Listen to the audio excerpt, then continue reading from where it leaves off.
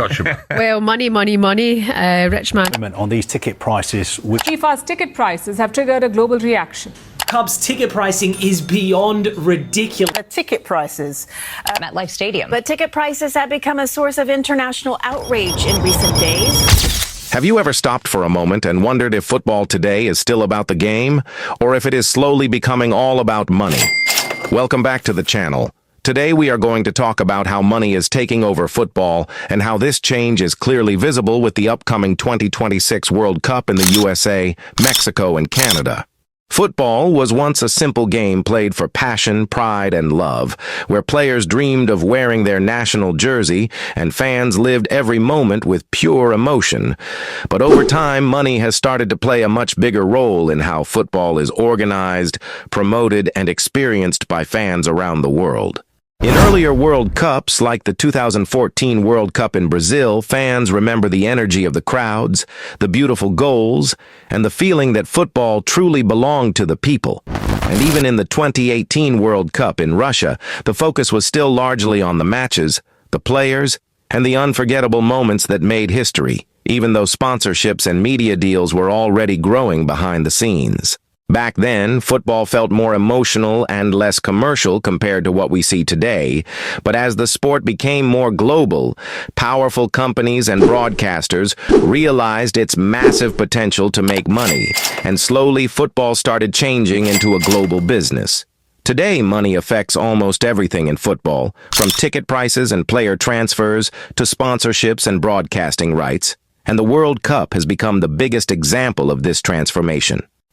The 2026 World Cup is expected to be the most expensive and most profitable tournament ever, not just because it is hosted by 3 countries, but also because of the scale of investment involved in stadiums, infrastructure, marketing, and global media coverage. Huge corporations are already lining up to sponsor the tournament.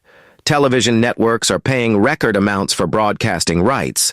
And even digital platforms are competing to secure exclusive content, all of which shows that football is now deeply connected to money and business decisions. Fans will see massive stadiums with advanced technology, premium seating, and fan zones designed to attract tourists and high-paying visitors, but many supporters are worried that the soul of football is slowly fading as regular fans struggle to afford tickets and access to live matches. In the past, football stadiums were filled with local supporters who sang, celebrated, and created unforgettable atmospheres. But now many seats are reserved for corporate guests and sponsors, which changes the feeling inside the stadium.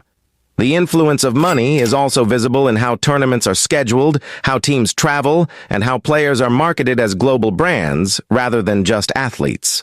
Players today are not only judged by their performance on the pitch, but also by their market value, social media presence, and ability to attract sponsorships, which adds pressure and shifts focus away from the pure joy of playing football.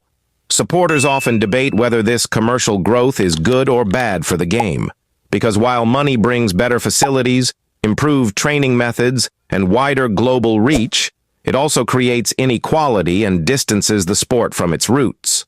The 2026 World Cup will clearly show this contrast, with incredible organization, record-breaking revenue, and worldwide attention, but also with concerns about ticket affordability, over-commercialization, and whether the tournament truly represents football culture.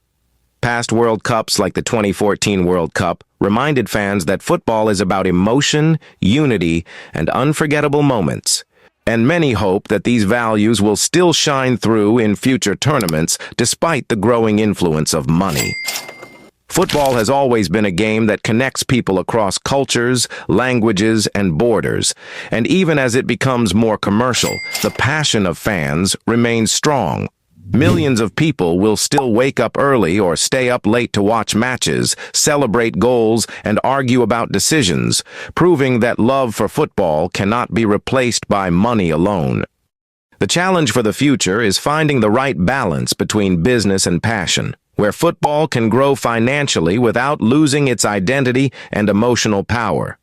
As we move closer to the 2026 World Cup, the conversation about money and football will only get louder, and fans will continue to question whether the sport is heading in the right direction. Will football remain a game for the people, or will it turn into a global entertainment product controlled by corporations and profits, is a question that many fans are asking today. Even with all these changes, football still has the power to create magical moments that stay in our hearts forever, and that is why people continue to care so deeply about the game. The future of football depends on how well it protects its values while adapting to modern demands, and the World Cup will always be the biggest stage where this battle between passion and money is most visible. What do you think about how money is changing football and the World Cup today? Comment below, and do not forget to like and subscribe for more football videos like these.